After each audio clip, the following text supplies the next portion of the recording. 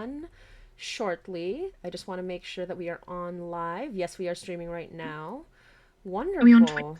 We are on Twitch. Yes. Hi, Mhm. Nipod on Twitch. I'll also watch it from my phone just so I can have a good so I can watch it properly. And we'll just let some people start coming in. Oh, we are there. There you go. Yes, we are on screen on Nice. Twitch. We shall just wait for people to start flowing in. And I'll say hi to everybody who is coming into the stream right now. And thank you for spending your time with us today. I know everything is happening all the time forever. There we go. Yeah, this is a Dominus live stream. I didn't do anything fancy with it because I feel like the more fancy we get, the more things will break. So there's a possibility of that. That's So fair. I worry, That's fair. but maybe I'll bring up some Dominus art later on because that's part of our Kickstarter and everything. Nice. Yeah. Yeah, it looks amazing. Oh yeah, yeah. And, I need to tell you the and backstory of our artists at some point because please do. yeah, they're fantastic. Red Dead Zombie says, "Heya, good morning, good afternoon, Hey, wherever you're coming from. Welcome, welcome. Happy time zone. how do? Happy time zone." I thought you said happy time zone, and I'm like, happy time zone. Because that is how it I feels legitimately today. did. You did. There you I go. did. That is how it feels. Yeah, because didn't your thing just change today? Mm-hmm. Yeah. Yep. It's We completely lost the threw hour me off. between 1 and 2 in the morning. Yeah. Completely threw me off. Oh, absolutely. I can feel that. I I am shocked by how hard it is to kind of just like, what is the time on this day, on this time, on this day? I really thought I had it. And Um, then just being like, some clocks you need to change manually and some will do it automatically, and just being like, wait, is that what the, what? which one is it? Which one Yeah. is it? Just looking at the Exactly. clock on the oven, just being like, Mm, Our oven sorry. one stayed an hour ahead for the entire last 6 months. It's like, well, at least we're back to normal. exactly. Changing the oven one is a nightmare. Yeah, I have yeah. two analog clocks, and I simply did not change them for winter because if I look at them and I'm like, oh my God, it's so late, but it's actually early technically, so that I could just jump back in. It works out when your clock is an hour early, so Mm. you can get on things on time. It's like, yeah, it's like when you trick yourself when you set your watch fast and you're like, okay, now I'll get to things on time because I'll Exactly. think I'm going to be early. Exactly. And one of my clocks keeps ending up 10 minutes late, but it's an hour early, so it's 50 minutes early. It works out. I don't know. Such a random time. Such a it keeps I think there's something like cuz it's old, so I think it just keeps like tipping Motzie, over. no. Oh well. It's earlier. It's earlier. Oh, That's all that matters. you could do some really weird things with time and jumps forward and jumps backward in Oh, horror true. podcast. Oh, speaking of horror and time jumping, there's a horror podcast movie that just came out that I think you should all watch. And I had to watch it specifically because it's from Toronto and it's a Filipino director. And I was like, it's a horror podcast movie with a Filipino director in Toronto. I have to Okay, watch it. I'm legally obligated to. But nice. it was quite good. That sounds really fun. Yeah, it's scary. It's really scary. Although, it depends on what you think is scary. Because I know some Yay. people are not affected. Oh, specs. Yeah, and Red Dead Hello. Zombie says, looking forward to more Dominus. Anonymous says hello, and Red Dead Zombie says, I'm making brownies and my oven time has not been corrected. Do you Does that really matter need? when making brownies, though? I feel like Exactly. brownies are timeless, you know? Brownies are timeless. They're forever. And yeah, hello, My Spooky Specs. my friend housemate was baking all this weekend Mm-hmm. for a birthday, and it was like four different types of cakes, so the house was constantly just smelling of Oh, baking, and it was gorgeous. It oh, was that's like wonderful. lemon drizzle and carrot cake and cheesecake and red velvet, and it was amazing. Those are my three favorite cakes. I can't believe Yeah, this. so good, so good. Yeah, There are so many variations on cheesecake, also true. Yeah. I might Well, this was a Mandarin cheesecake, which sounded amazing. oh, Mandarins are awesome. oh, I'm a big oh. fan of like citrusy cheesecakes. Oh, So, yes, absolutely. I'm just making sure. I'm just also just calling people from the Discord. Sure. But yeah, no, it's I the thing I've been baking lately, the sweets that I've been baking lately are bean brownies. Brownies made of beans. They are actually amazing. I like them better than normal brownies. So, isn't that odd? Yeah, how does that my brain can't wrap itself around that. I may need a second. So like what kind of beans? Black beans. And shockingly, they Okay. work very well. And apparently, they've been doing this since like the 60s. And it's been Never good heard of the whole this. time. It's not the disaster. That's awesome. Yeah. Oh, Kareem, what happened? Sorry, I'm just want I don't want to call you out. I just want to make sure that everything's okay. Yeah. But yeah, no, it's that's basically what I've Sorry, been having to doing. deal with something for my son. Bears, back in a sec. Oh, no worries, no worries. Bless. No problem at all. We're still waiting for some people to come in, but honestly, we can start as soon as Kareem gets back. That's kind of the perfect timing for it. Spooky Spec says, Dominus is incredible. I'm obsessed already. Y'all are doing amazingly. Thank you. Now, we're working very hard to make sure that it becomes as incredible as it can be, especially for the rest of the series, which is why we're doing this live stream. I hope you are all enjoying. And yes, we are actually, since it's already been about 10 minutes, we can probably start. I'm sure some people will start streaming in as well. But I like talking about brownies, so we can just talk about brownies for the next hour. Or other baked goods of various types. Yes, but try the bean brownies. They're excellent. Anyway, that's not what we're talking about. But okay. So a proper introduction. Hello, everybody. My name is Motzie. I am the creator of Hainai and now Dominus. I'm also the writer, and I play some of the characters. I play Fetus, who is the maid in the mansion, and I also play the demon. So yeah, if you've been spooked by the demon, thank you. I mean, you're welcome also. And yes, I'm here with the wonderful and gorgeous and stunning and absolutely radiant Karim and Anusia from, you might know them from the Magnus Archives and Magnus Protocol, and you might know them from their other works as well, and I will have them tell us all about them right now. And just for the order on my screen, I will start with Anusia. Anusia, please say hi and tell us about the work that you've done so far and your work in Dominus. Hello, I'm Anusia, she, her. I'm best known for playing Gwen Bouchard in the Magnus Protocol. I also play Control in Redacted, Lucy Westenra in Dracula 2004. Who else do I play? I play Zelda Green in the Attic Monologues. And, of course, Mary in Dominus. I'm also a startup game designer, and I write a lot of theatre stuff. My one-woman show, Unmasked, was recently at the Edinburgh Horror Festival back in October, and I'm hoping to bring it to other venues this year. That's awesome. Yeah, that's mainly me. Awesome. And you, Kareem, please tell us what you do and your role in Dominus as well. Yeah, I'm Karim. Known reasonably well for playing Simon Fairchild in the Magnus Archives. I also played Dracula in Regarding Dracula, and I've been in an awful lot of things and an awful lot of other things. I'm playing Father Frederick Langton in Dominus. Says he looking up, trying to remember which of the fathers he is. I know I've got Father Robin. The father, or the father. Yes.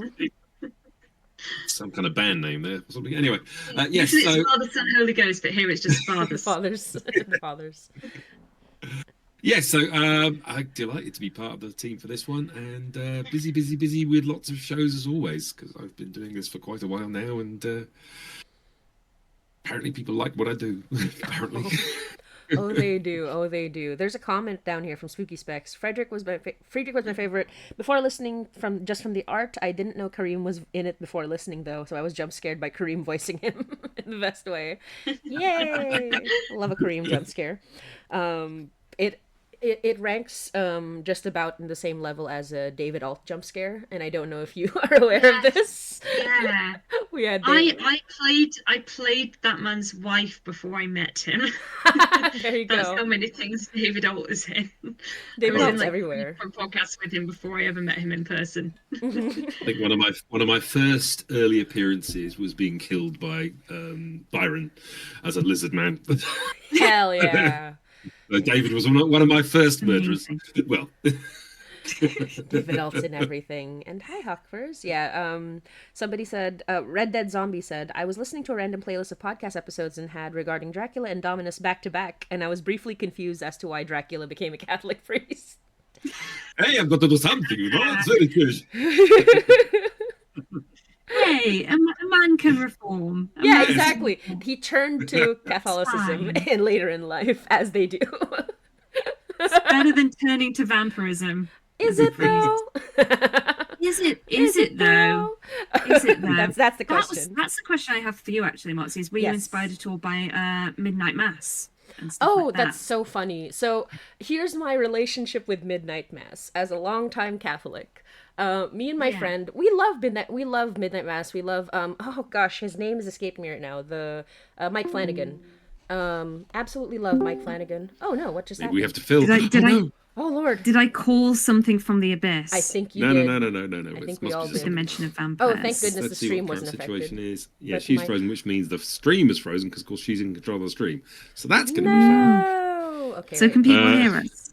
Hi. The stream is not Oh. frozen. Let me just. Motzie Ah! has Oh no, frozen. Motzie.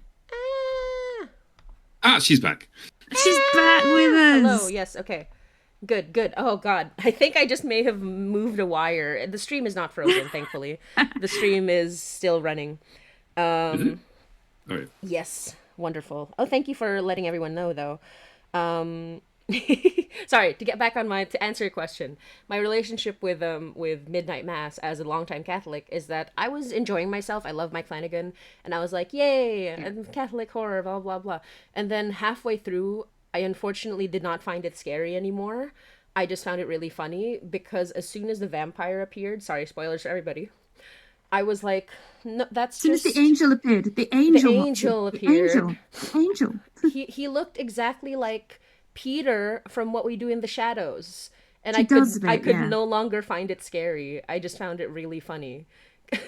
Pardon my ignorance, What We is Do in the this some kind of Shadows is- Netflix show or something, is it? Oh, what We Do in the Shadows was a short movie. No, by I know what we do in the shadows. Oh, Midnight familiar with Mass. It's Midnight Mass. one of Mike Flanagan's series. So Yeah.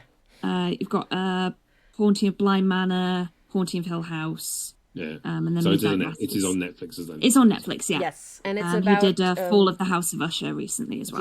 Yes. I need to watch that one.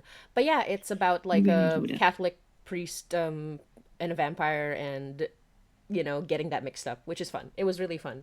I didn't find it particularly scary, but I did enjoy it quite a lot because it was just. On the What other We Do in hand, Shadows. Dominus On the is other incredibly hand, scary. yeah, I hear it. I hear it's quite scary. I don't know.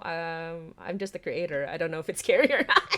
I feel like the whole, because I found this when I read the script as well, the whole thing of being trapped in a big house in the country and, the weather is inclement and is not letting you go anywhere. There's something else in the house that does not want you there and does not like you. Like, is the basis of so many things that I find terrifying, even in different genres. Mm-hmm. Like, and then there were None being a classic, if you're looking at murder mysteries. And I feel like that was something that instantly hooked me in the script. Was this is people who are forced to be in this place and are having to solve that problem instantly. Mm-hmm. Like it instantly creates something that the characters need to figure out. Absolutely, Which I really liked. And I love a good haunted house story. I feel like that is sort of my comfort spot for horror when it's a haunted house, because it is just one isolated bubble of whatever feeling that the supernatural entity is feeling, which is usually rage or despair. And it translates very well into storytelling, I feel. But just very quickly, I will say David Alt will be everything podcast. Just you wait, says Hawkverse. Yes, absolutely. And it says here that Red Dead Zombie says the ghost of Mike Flanagan is after you for forgetting his name, even though he's not dead. It's like I can still hear his voice. An Unruly Clown, R.I.P. Peter, Fractal Fan Alex. Hello, hi Alex. Alex is our longtime lore expert in the High Nai server. Nice. Alex knows everything. Alex remembers things I don't remember. I'm like, oh no, I forgot a detail from episode 2 that I wrote 5 years ago. But Alex remembers. So I just wanted to shout her out. Spooky Spec says the idea of it being 3 priests being forced to perform an exorcism while not being allowed to is something I haven't seen before, and I personally love it. Yeah, it's like spontaneous exorcism. They weren't sent there to do an exorcism. They were just like, "Do you know how to do an exorcism?" And Friedrich knows. He knows. Just very specific set of life skills that he just has. Exactly. He knows how, but he's never done it. It's just like reading it in a book and being like, I can't believe this is useful information. Oh no. And I just wanted to touch on something that me and Karim have discussed before, which is it's on me. It's my fault, but we're here now. So unfortunately, the direction went there. You would pronounce it as Frederick with how it's spelled, right? Yes, normally. Yes, normally. I went in with that spelling, but I said Friedrich. And so now it ended up that I told everyone to say Friedrich. So by the time I got to Karim, I was like, oh no. Oh no, it's not natural, but his name is Friedrich. I'm sorry. That's all right. I should build some German in the background of the character, yeah. Exactly. It's like Friedrich. Could have been a bit where everyone else is calling him Friedrich and then he just Karim's like accepted it like Frederick. Yeah, that would actually be. Every single person is getting his name right. I feel like he'd make a fuss out of it. He'd make a fuss out of it until Father Alu. Yeah. Also true. I think Father Alu would have called him that, and he's like, fine. He just accepted it after that. You just sometimes you just accept it. Sometimes you hear Anusia, and it's like Anusia. I used to accept it far more. That's fair. I mean, you can imagine. Well, I suppose we both have similar problems. There was one of the canteen ladies at my old place of work. She called me Dave for 10 years. So it's Dave. Oh wow. That's some Only Fools and Horses level of. Very much. It was that level of. Like, after a couple of years, they said, "Fine." You're just like, "Fine, I'm Dave now." Other people hearing her call you Dave, it's like, "Who's Dave?" Yes, even when I had my name badge on me and all that kind of stuff. Hey ho. Oh no! Oh no! Hello. Anyway, Dave. Now, shall we? Oh, by the way, chatters, if you have any questions for them as well, please drop them in the chat. We'd be absolutely happy to ask them. We're just hanging out. Oh, Wolfie's here. Wolfie. Wolfie of the art. Wolfie of the art, in fact. Yes, so for people who don't know, Wolfie the Witch did the art for Dominus, and I was gonna go into the backstory for the art, so actually excited to do it now. So for the art of Dominus, we asked Wolfie and Jared Draws because they both have experience with doing Catholic, modern Catholic art, which is extra funny because I don't believe Wolfie is Catholic, which makes this even funnier. But Jared Draws is, but we both ended up doing a lot of art for the movie Conclave, fan art for the movie Conclave. And Conclave is one of the movies that inspired this podcast. Even though it's technically not a horror movie, it's a very, very fun, dramatic movie. And the interpersonal relationship. Thriller, one would say. It's a thriller. That's true. It's more of a honorary Catholic. It's more Catholic. It's not even a murder thriller. It's just a political thriller. That's what it is. Yeah, and I do love that. I do love that aspect of the Conclave as well as just the general tension. And that movie has definitely caught the hearts and minds of millions of people.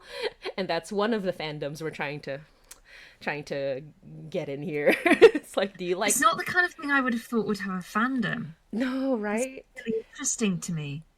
And I do have to tell you about the funniest lore about this movie is that there was a Twitter account called Pope Crave, which was a parody of the Twitter account Pop Crave, which is a media news Twitter account.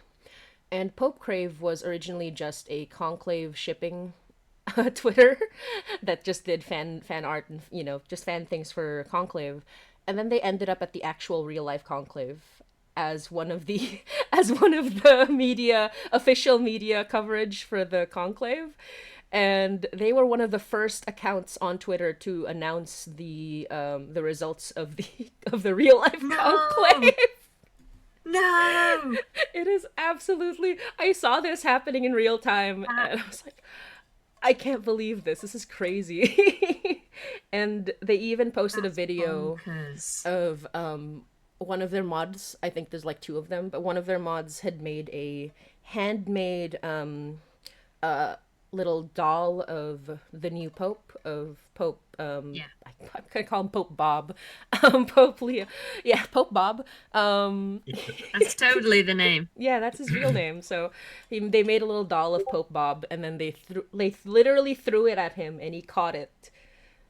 And that stays in my mind. That it's like they went from a fandom account to a real life Vatican news source. Kind of beautiful. That's kind of beautiful. Oh, okay, sorry. Sorry for the rambling, but let me take a look at the the chat real quick. I just gave you some lore on how crazy the conclave fandom was. So Spooky Spec says, I'm not religious at all, but for some reason I'm weak for Catholic horror and Catholic priests. I mean, I'm not religious either, so this is gonna be fun for me. But Jamie says, OMG, the Anusia. Yes, it's Jamie Patronus. Hi, Jamie. And Spooky Spec says, I have my own character who's a tragic Catholic priest. It's the best kind. Catholicism is really juicy for horror, and I love that for it, says Hawkfurs. And our NDMU says, well, you got one Conclave fan here, so it's working. Good. And I feel like there's something queer going on between All Angel and us. Well, there's something queer going on everywhere all the time. That's what you need to know. That's what you need to know about this show. And Unruly Clown says, a friend of mine has a trading card of Pope Leo that they carry with them and bring out to dinner. It's dedication. It's a trading card. I have so many questions. Catholicism is a different beast. I'll say that. I am culturally Catholic. I'm just not particularly religious, and so it's an interesting mix. It's something where I grew up with all the trauma. I grew up with all the bad stuff. I grew up with some good stuff, but I never left the church necessarily. I just don't. I lie about going to church on Sundays, and if my parents ever see this, don't tell them. But yeah, I grew up with some of the ritual of it, as I come from a Polish Catholic family, and it was kind of like, even though I was baptized Church of England, a lot of the little habits, that wasn't meant to be a nun pun, but a lot of the little habits kind of got carried over. Stuff like genuflecting when you go into a church, stuff like having rosary.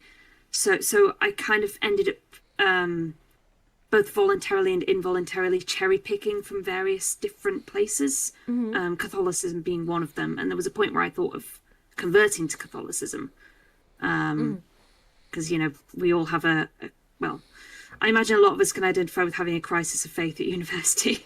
Fair. And just being like, where do I go? But yeah, so for me, it was a lot of the more kind of habitual, ritualistic, comforting things, like the kind of almost linking into like compulsion. Oh yeah, a lot of that for me is connected more with the Catholic side of things. That's what you do. I mean, I'm a full recovering Catholic myself. I went through baptism and I even got confirmed just as I hit my teens. And in my teens, I went, "What's this church thing all about?" But I still have the genuflecting in front of the. Yeah, so a lot of it feels like family stuff. And getting very confused when I'm at other church services and they've got this extra line on the end of the Lord's Prayer. It's like, what's it all about? Yeah. What? It was just this. Yeah. Yeah. No, exactly. So yeah, a lot of it's family associations for me in a kind of more positive historical way. Oh, absolutely. Yeah, and I do love the history of it all. I do have the compulsion side too. It's just like I I don't necessarily pray for anything other than for my parents, but I don't pray on my own.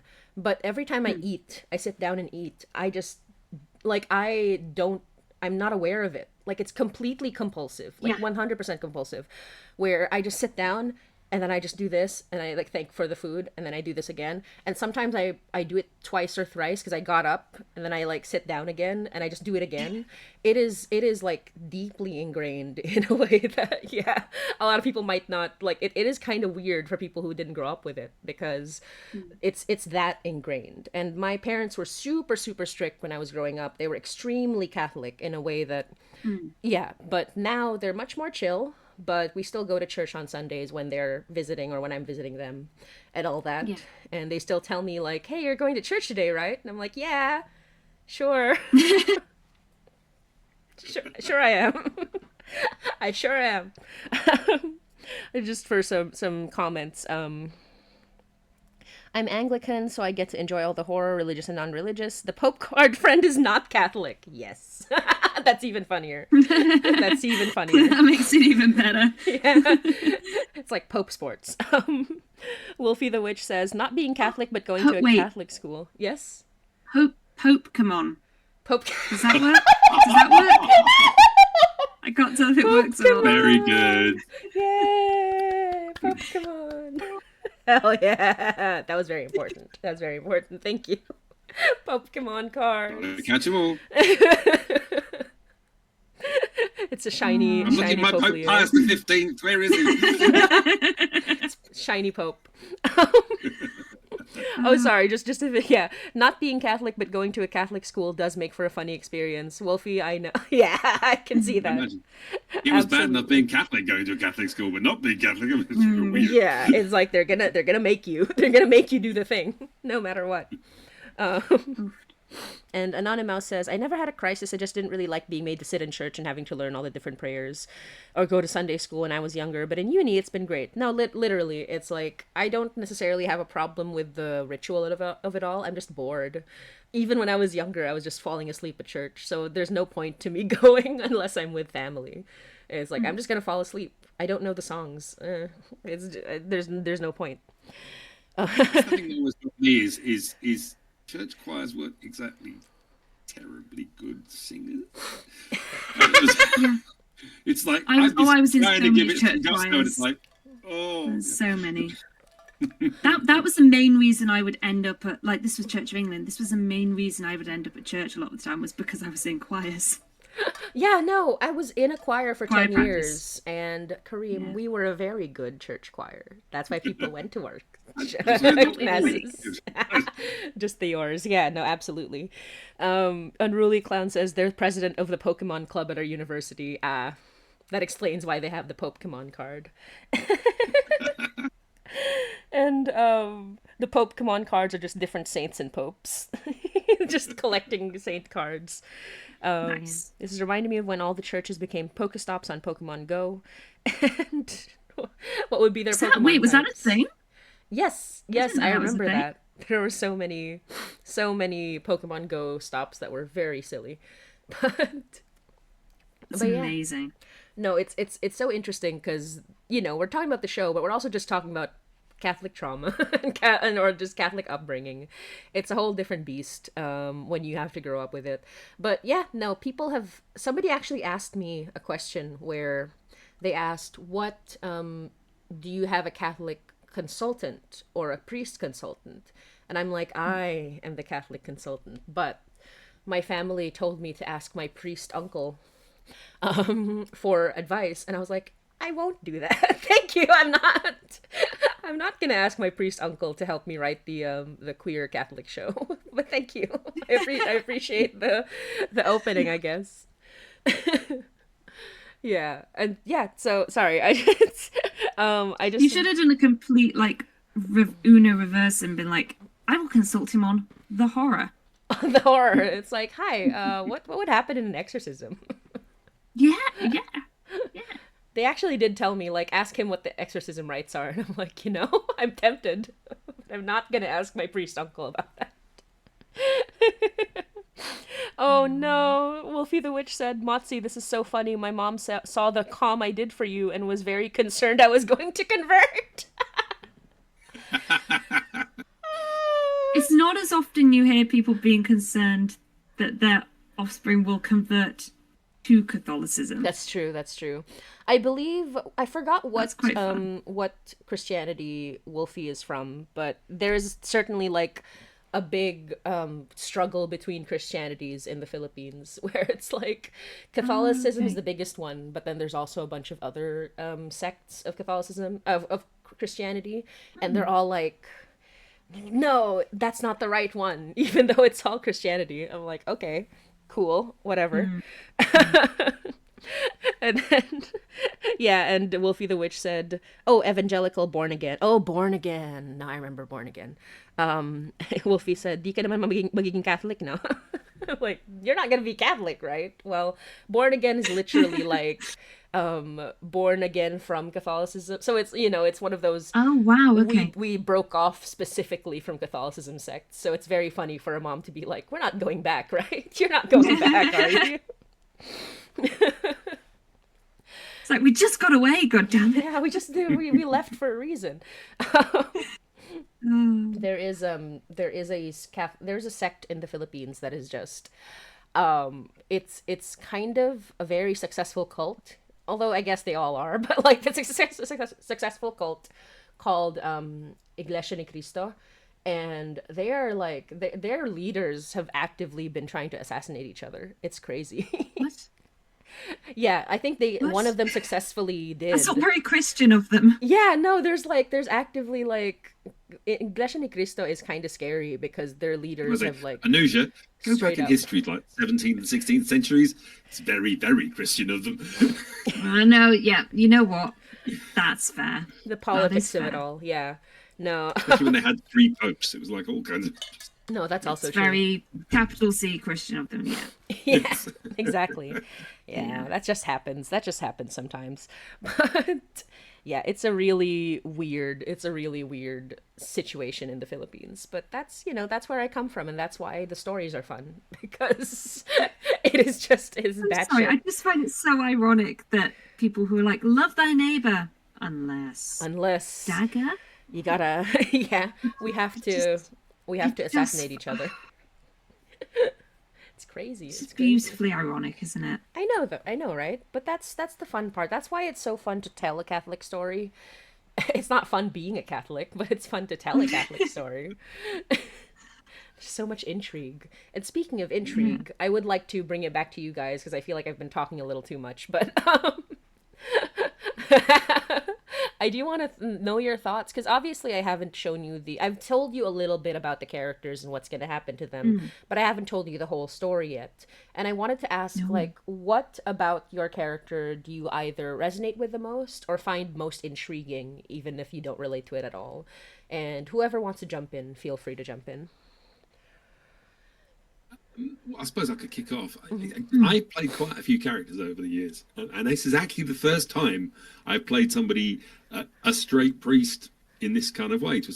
I've played a priest in Dark Dice, but that was just sort of incidental lines here and there. So it's actually quite nice to play a relatively, at least on the surface, sensible character who's just in a scenario that's going to basically mess with his head rather a lot, I can imagine, as we get further into the scripts. So yeah, I'm looking forward to that, and because I've never played that kind of classic priest type character. So. Yes, he's a very I've described him in sort of quote unquote derogatory ways. I've called him like the conservative asshole, but quite frankly, he's also just a normal person. And so being put in this situation, he is having a panic attack while the person beside him is like, we gotta go,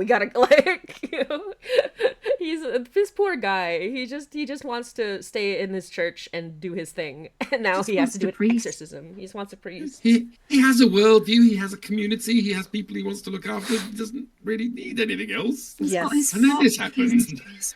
Yeah. And now he's the only one. It's a quiet life with his church. Mm-hmm. Exactly. And now he's the only one who knows how to do an exorcism. It's like, Friedrich, help us. I wonder what kind of crazy life he must have had to want such a quiet life now. If he knows how to do an exorcism. Well, what kind of history is that? I've taken that from the fact he's probably very bookish. yes. And therefore he studied every bit when he was at the seminary. Yes. So he has it. I mean, it's in there, but that's what he learned. But, I just never thought it would come in useful. Exactly. That's exactly it. He's very bookish. He's a professor. He's a priest professor. So I have not described it officially, but I do think he also has one of those the didactic memories, or like a really good memory for these details. Yeah.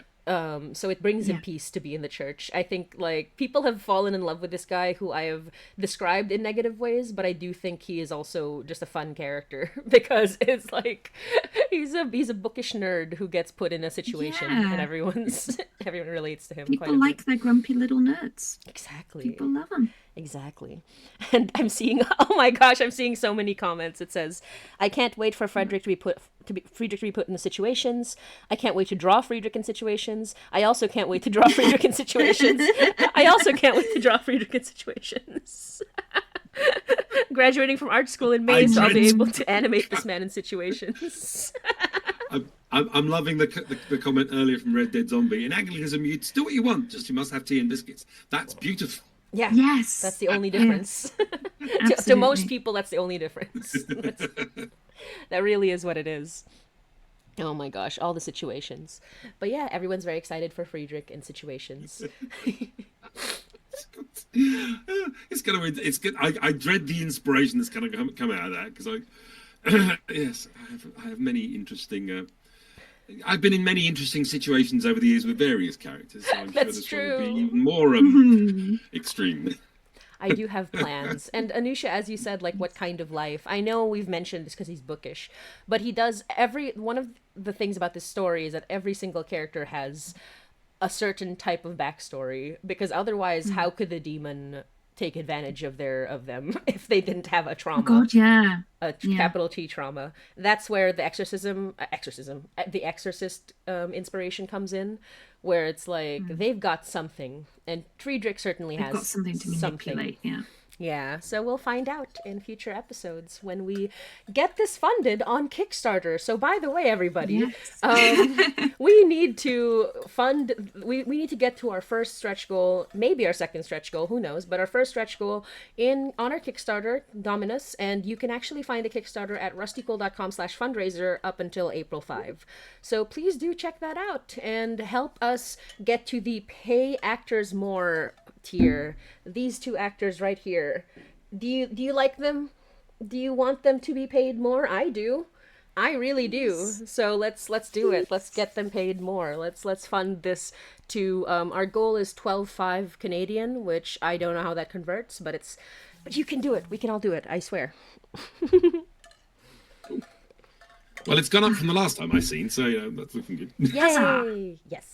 We're nearly at 200 backers. If we can get to 200 backers on this stream, that would be nice. That's awesome. Yes. And the second, so we're trying to aim for the first stretch goal at least, but the second stretch goal, you get more art from Wolfie. So, if you like Wolfie's art, you get more. So do it. Oh, Wolfie the Witch said, maybe the conservatism gets scared out of him. Well, I don't tend to find that to be the case in normal circumstances, but hope springs eternal. Motzie, this is a fiction podcast. You can do what you like. That's true. Oh my gosh, that is true. But I can also do what I like, negative consequences. I don't know if you've noticed, we picked up the projects we love tag from Kickstarter. We did. Oh my gosh. I am the silliest person in the world, because we did that like weeks ago and I never made an announcement for it because I was doing all the other announcements. And perhaps I should do that in the last 7 days of this Kickstarter like a responsible person. I mean, credit to the Kickstarter and credit to everything that's going on, that there was so many announcements to make that you forgot to make an announcement. Like that is quite an achievement. Yes, I'm very happy about that. We're doing numbers on TikTok. That was not something I expected at all. Absolutely not. Heck yeah. My experience on TikTok with Hainai has been very like just small beans. So I was like, I'll just make a Dominus Kickstarter just so I can make some fun little edits, and it immediately just exploded, exploded like crazy. And They've got their little priest guys. People like little priest guys. they really do. And I chose the right song for it as well, I think, because everyone got very excited about the song. Wolfie the Witch says, your posting rate does terrify me. It's because, Wolfie, it's because you're actually busy every day. All I do is this, so don't worry about it. I'm just a little too online, one might say. Oh, just sorry. The question still, yeah. What about your character excites you the most, or do you relate to the most for Mary, Anusia? If I'd like to. Oof. So it's a strange one because when you asked me to play the role of Mary, I had no idea how big a role within the story she was going to play. Main character.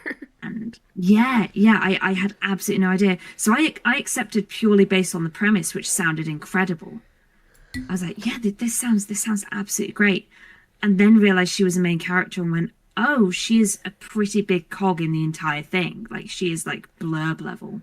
Yes. And that was also very exciting because I really enjoy seeing how not even for main characters, but any character, I like seeing how characters are driving the story forward and how the character I'm playing is having an impact on the narrative and how they're interacting with other characters.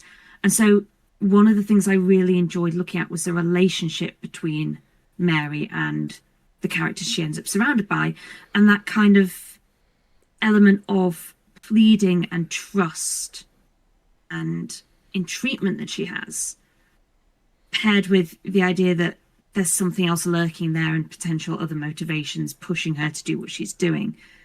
And so that balance between Mary and the demon is something I find really, really interesting. And kind of me trying to figure out, okay, how much of this is Mary genuinely trying to reach out to people in a very innocent way and in a way where she genuinely wants help, and how much of it is her being a marionette for something bigger. And so that was something I found really interesting. And also the idea of her family reactions and what they're doing to her situation and whether they're acting for the good or not. And it's almost oh god, I'm gonna forget names now, which is super embarrassing. No worries. It's a Magnus reference as well. Oh, is yeah? it Agnes? I want to say Agnes. Oh, the fire. Yeah, that one was kind of I believe it was Agnes. threat. That feeling of threat versus profit. Kind of feel that I think Mary also has to her. Of, is she something wonderful? Is she something pious? Is she a threat? You know, why is she being kept here? Is it to preserve her, or is it to preserve the world outside from her? And that's something I find really interesting because that obviously influences how she's interacting with her environment and how she's interacting with the people around her. So for me, it wasn't even necessarily just about Mary herself, but it was about how she's interacting within the world she's in and how much she's allowed to be in that world. So that was something that I found really interesting on first reading, definitely. Absolutely. No, I love that. And also, I'm glad because it does tell me that it was a good idea to not tell you everything, because this intrigue, like, I get to have your thoughts pre the rest of the show, where you find out what Mary is exactly about, because it is fun to see how that, like, plays out, because you'll find out soon. And I do want to say... because there's so much I don't know. Yeah, and I do want to say that one of my inspirations for Mary in particular is the movie Saint Maud.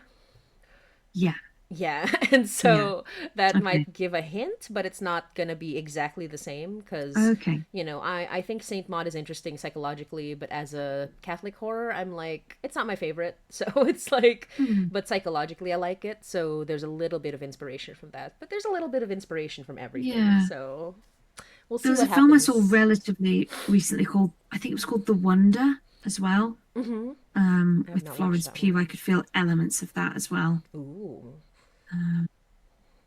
kind of that whole thing of, is something a miracle, or is it kind of more kind of mundanely generated kind of thing? Yeah, And absolutely. the testing of faith around that. Yes, yes. And the what's interesting is that something that people have mentioned maybe in smaller passing is that this show takes place in the same universe as Hainai. And Hainai has a cosmic element that only people who have listened to like episode 50 and beyond know about. And so if you have a little idea of what the cosmic elements of Hainai, then you might know a little bit about like what might happen in the show. But I still keep it very mysterious and very Catholic at the same time. But it's not going to be your traditional, like it's not going to be a traditional demon. We already know because it is a Catholic demon, and it's not going to be your traditional exorcism. And that's what I'm gonna have fun with this show. Yeah. Yeah.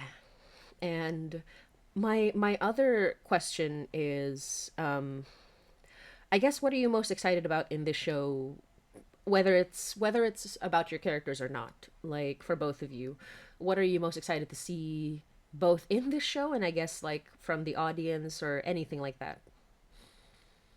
I'm definitely excited to see more audience reactions Yeah, have you as been we seeing go the on. fan art? It's always lovely. It's wonderful. I always love seeing fan art for characters. I think it's a beautiful, beautiful thing. Because it's people investing time and energy into a thing that you're working on is just mind blowing. It's fantastic. It's so beautiful. I can't imagine how it feels for you as the creator of these characters. I'm happy. That's what I'm simply happy. Yeah. How about you, Karim? Similar. I mean, I always adore fan art and people commenting about roles and putting up the whiplash that Karim's appeared in something else and all that kind of stuff. Fun. Yeah.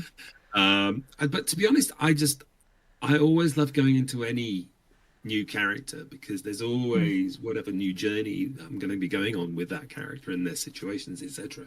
Especially one where it's, I'm not just a couple of lines here and there. It's actually got a bit of meat to it.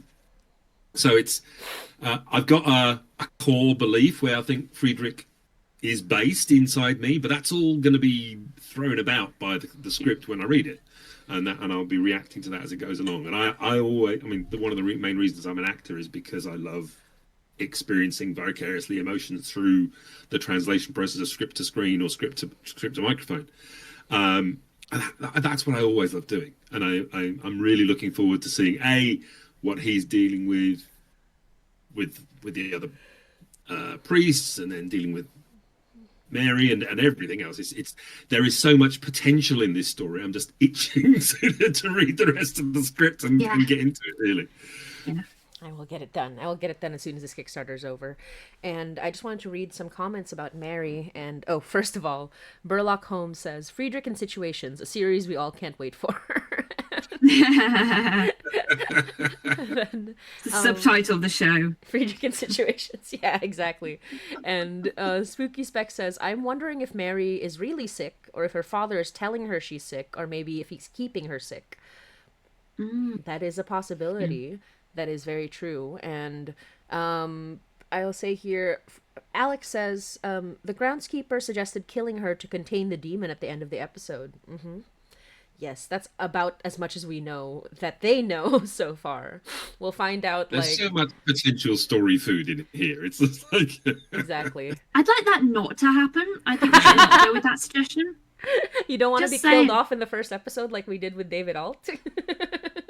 Sorry for those who haven't listened to the episode. I feel like I assume everyone has if they're on this show. But David loved it though. David was like, yippee! I get to be killed off. Yippee! Get to be the Drew Barrymore of the the show. The not final girl, the first kill. Yeah. Friedrich 10 trillion. I can't wait to draw Friedrich 10 trillion times. Yes, that'll be great. People love him. But yeah, no, it's been. I'm very excited for making the show for sure. It's been interesting for me time-wise because I've actually been rejecting like full-time jobs just to be able to work on the show, which works out for me because this is the biggest project I've ever had to do, and I don't want to, half-ass it in any particular way. I want to really like put a lot of time and effort into it, especially because so many people, way more than I anticipated. Like I knew this would be successful, but I did not anticipate just how many people would start listening to it, and that's been so heartening and exciting, and just I really want to make sure that the story is as good as it's gonna get, and and I'm really happy that you both joined me on this journey, and it'll be super exciting. Something I feel like I need to say. Oh, sorry, go on. Go ahead. No, you go first. I was just going to say something I want to add briefly is, I think with so many horror podcasts, this is important. Something that really caught me on listening is the soundscaping and the kind of the map of this place that you've created through sound is absolutely incredible. Like it just adds so much. Just listening to that scene with David being tormented and followed around and spooked. Just the soundscaping has added so much, and the Foley has added so much, and it just sounds phenomenal. I want to call out our editor. Her name is Jonette Valenciano. She's a friend of mine from the olden days, and she basically, I was looking for sound editors, and she gave me like a sample of her work, and I knew she would do a great job. But it is stunning, like what she's done with this sound design. Truly, it's beautiful. Yeah, we did have some hiccups with file. Like, the hiccups were all file related. They were never actually, like, she didn't do a bad job, like, ever. It was just a matter of, like, files were starting to get corrupted left and right, and we were... Oh, no. We were running around. It was the curse. We hate that. Mm-hmm. It's the usual Exorcist curse, but it's just files getting corrupted. And Karim, what were you gonna say? Yeah, I very much as a half script will travel me at the end of the day, So, yeah. I just love the work. And even better when it's really nice scripts and cool characters. So Thank Absolutely. you. Yeah, and the other thing is, so he's not here because he's busy relaxing. He's busy relaxing at home. But so Lenville Brown is playing Father Alu. And he is the voice actor from Disco Elysium, which made Anusia very excited, I'm sure. It just blew my mind slightly because I'd just been playing it recently. So, yeah, that was... Yeah. And he also plays Sisyphus Prime in Ultra Kill, which is quite a fun, hellish, what do you call it, like bullet hell, literal bullet hell. And He's a lovely guy. He is so down for this project. This is the first time that he's done audio drama, but that kind of voice is made for audio. I feel. Fabulous voice. Fabulous voice. He's wonderful. And if I can just share this really funny anecdote from you, Anusia. Sure. It's happened to me, so it's okay. So when I was talking about this, I was like, we have the voice actor for Disco Elysium in this podcast, and I was posting about it, and Anusia made a comment where she said, oh my gosh, I'm so excited for this, or something like, I would love, like, this is so cool, I can't wait, like, I'm so excited for this. And then I said, Anusia, you're part of this podcast.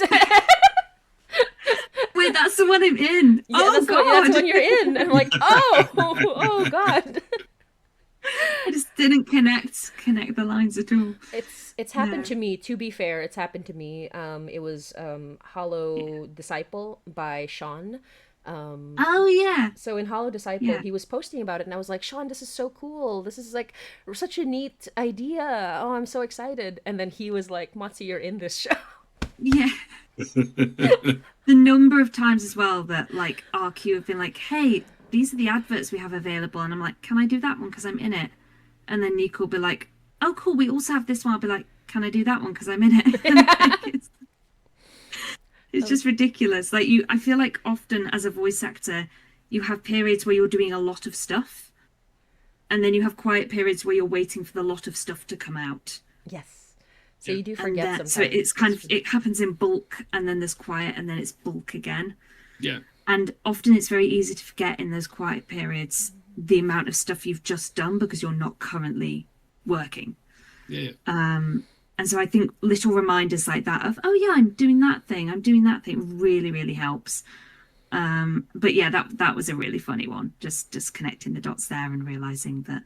And yeah, Hollow Disciple is great. Sean is lovely. It's a lovely human being. I had a really weird thing where we both showed up to Statement Begins, which was the live Magnus show, and we were both doing like helping on the merch stall. And it took a moment for me to be like, hang on a second, I know who you are. It's like, do I know you? Because obviously, you know, when you're meeting in person for the first time and you've only been in touch over, maybe not even over through voices, but just through emails and just knowing names, it takes a moment to be like, hang on a second, Hollow Disciple, cool, okay, we've got that sorted now. Absolutely. And So yeah, because I think the first time we met was in the meeting when we were recording, right? Was that the first time we met? Or had we met before that? As in like seeing each other, heard each other, all the rest of seeing it. each other. Yeah, I think we first met recording, but we had chatted. We had We talked to each other chatted. through chats and emails. I asked Yeah. you to be me in that in that one April Fool's episode. Yes! Oh, that was so much fun. was a lot of We fun. are coming up to April Fool's again. I have no We plans, are. but we'll see what happens. Oh, we should plot something. And then Karim, I think the first time we met was London Podcast Festival, wasn't it? Probably, yeah. At one point. Yeah. Either London Podcast Festival or was it the Christmas do at Might have been. Phantom Peak? Yes, it might have been that. Was it Christmas? Whatever do that was at Phantom Yeah. Peak anyway. Yeah. It's weird how often you interact with people before you meet them. Yeah. Indeed. Anyway, that was a brief tangent, but I'm looking forward to hopefully meeting Lemble at some point. That would be really cool. That would be really cool. Absolutely. You see, all we have to do is make sure this is that successful that it's enough for us to get us all together in one place for a big fan get together. Exactly. Yeah, live show. Exactly. And the live show would have to be in London because I would have to fly over there, and then the voice actor for Father Jonas would have to fly over there. But the rest of you are already there, so it works out better that way. I've always wanted to visit Canada, though. Well, it's kind of in the middle too, because I'm in Canada, but the voice actor for Father Jonas, who is Lex, he's in the Philippines, so we can kind of go in the middle. fair. So That's a fair bit, yeah. yeah, it's much easier to go that way. Yeah, Wolfie says, "Come to the Philippines." I mean, maybe me and Lex could have our own. Yeah, actually, yeah, you guys can fly to the Philippines. Me and Lex can just have our own. Like we can all go together. I'm going in Christmas, so that'll be super fun. And Maybe we can see if we can get some kind of sponsorship by the Jesuits or something. You'll figure that out. Yeah. I'll talk to So one of the Popefuls, the Pope hopefuls, was the Popefuls. He was a priest in my siblings. It was the parish within the university that my siblings went to. So we've actually like technically met him in some masses, and he was like the fan favorite popeful of like people watching the conclave. And I think he's mostly in the Vatican now because he has like a thing there, but he'll be like, hey, we can come visit you with our horror podcast. The kind of I don't know how else to describe it other than the memification of things that I never thought would have been memed Oh yeah. makes me so happy.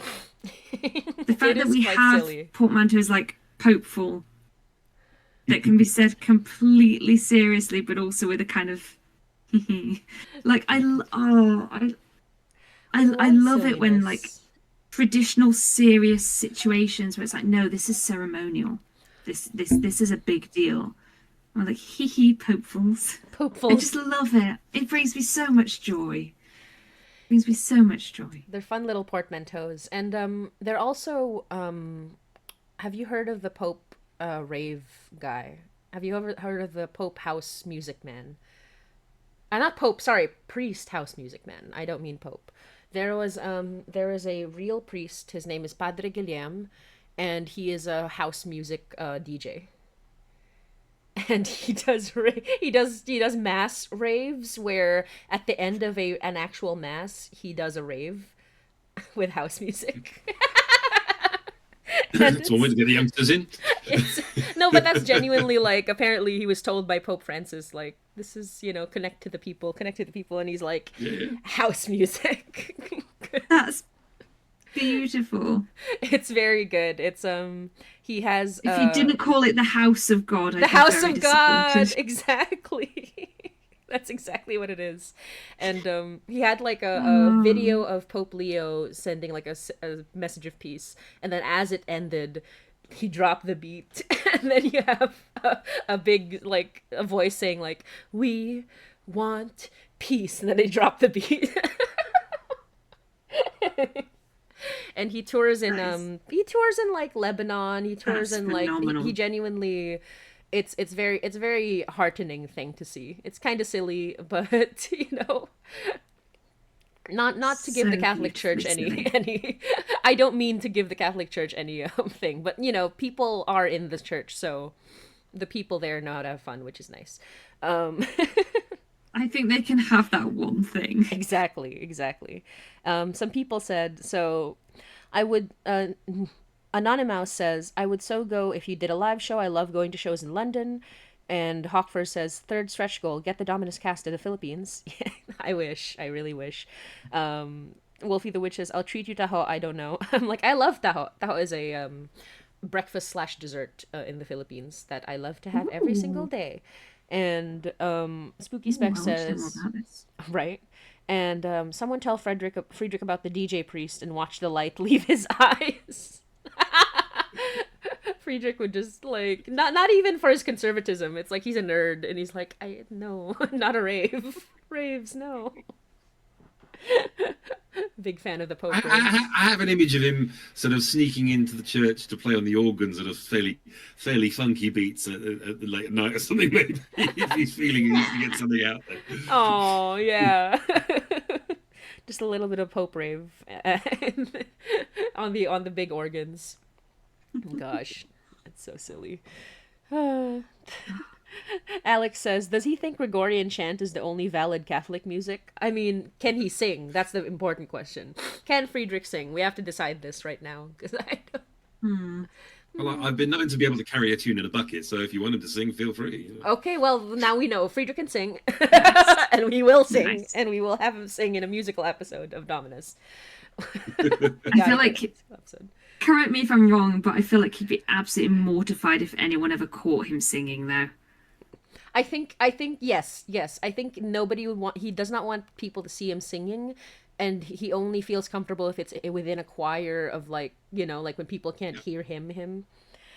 Musical exorcism. What if I rewrote the entire script right now and had the exorcism be everyone singing?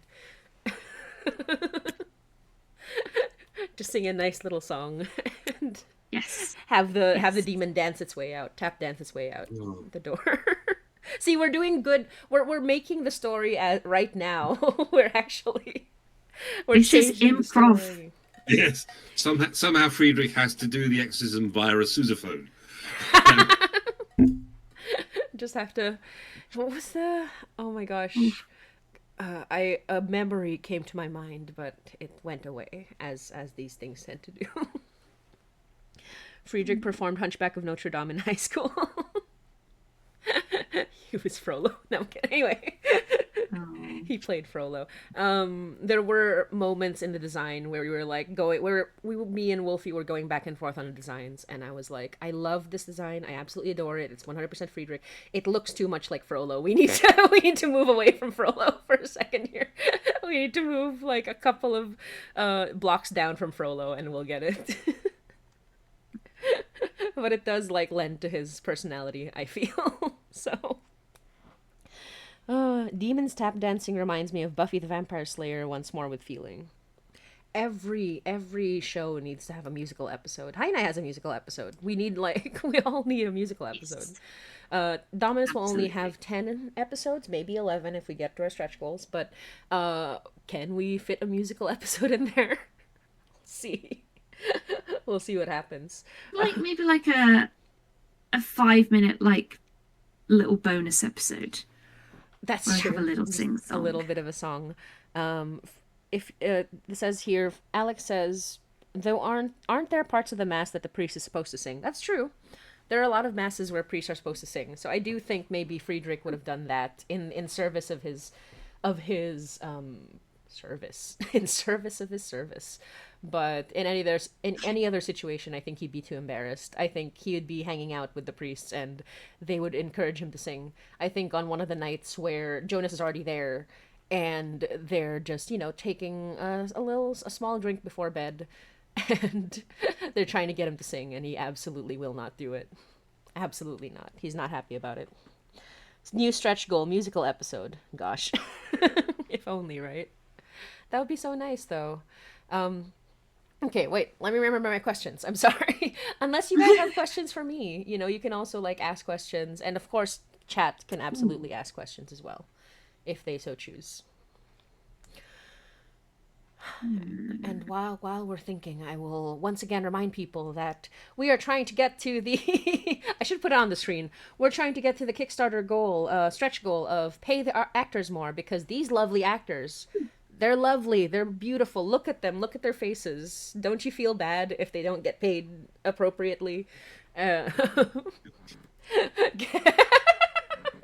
It's like here's a puppy from a shelter. We need donations. No, here are actors. Here are some actors. They need to be paid. Come on, guys. Exactly. Wolfie the Witch says, "This is how I can have my Friedrich Jonas agenda come true, through song, through karaoke." Exactly. I've gone blurry. My demon's coming out because I'm blurry now. Wait, let me do the demon voice. Sorry. It's kind of silly. I have to be in a certain position to do this. Hail Mary, full of grace. Yeah. that hasn't exercised it. The demon Spooky. voice. Thank you. Very spooky. I appreciate it. The demon voice is actually based on it's not the same, but it's based on Kayako from The Grudge. I don't know if you've both watched The Grudge at all. I haven't, but I can track the voice. Yeah, absolutely. It's the Kayako death rattle, where when she dies, she makes like this noise, and I was like, what if I made that an entire character that speaks like that and prays like that? It's like, angel. It is kind of silly when it's not in context. It just sounds a little funny. But I do find the funny things are really spooky when it's in context of a horror podcast. Yeah. Oh no! Oh no! My 5-month-old makes that sound. Should I be worried? Oh no! How many episodes will there be? Asked Red Dead Zombie. 10 or 11. I'm still deciding on like what the because again, this is a show where we're properly paying our actors, and our actors are paid, per hour, but per episode. So yeah. If you want more episodes than 10 or 11, Kickstarter, rustyquill.com/fundraiser until April 5. Yeah. I feel like babies making that sound is fine and should not be concerning. Yeah, they're just like Babies make all kinds of sounds. they're making funny little sounds. Oh yeah, I've heard babies do that. I make it back at him too. You're teaching him to be Kayako from The Grudge. Oh, Nice. We did label the stream this, so I will go into the second half of the stream, which is, appropriate for the time. The second half, or the second topic of this stream, is your experience with the Magnus archives in particular, and Magnus Protocol in particular, because we titled the stream in the previews Magnus to Dominus. So I do want to hear your thoughts about like what it was like when you're performing for Magnus, and also what it's been like for having your characters be, like, your most known. I assume your most known characters are from Magnus, unless I'm mistaken, in which case you can disabuse me of that notion and tell me who your most famous characters are. Yeah, definitely the case for me. I'm certainly very well known for Simon. Simon was certainly a big kick up the backside for my career as well. in the fascinating way that he was. I mean, he was a delight. I mean, I just He was very funny. found it hilarious that, you know, I mean, I got in touch. I met Johnny, not Johnny, well, I met Johnny and Alex at Pod UK, the first one, way back in the day, 2018 or 2019. And I handed him in my card saying, like, you need a voice actor, etc. He completely forgot about me until the following year, at some point. And then reached out to say, you got a character if you want to voice him for it. So I thought, fine. Wandered off to his house to do the recording in the studio. Had a lovely time with Alex. I was only up to listening to episode 7 at that point. And we were recording episode 151, which is Simon's first physical appearance. And Alex and I sort of sat down for 20 minutes to discuss everything and where he was going to pitch it, etc., and where I could pitch it, etc., as well. And I did it and had a load of fun, went away, and then the show came out 3 months later or something. And suddenly the Magnus chat went a bit berserk, and I then went on to the London Podcast Festival that autumn, and they said, "Oh, there's a meetup going on for Magnus fans. So you want to pop around?" I was like, oh, "Sure, I'll pop in there." And there was loads of them.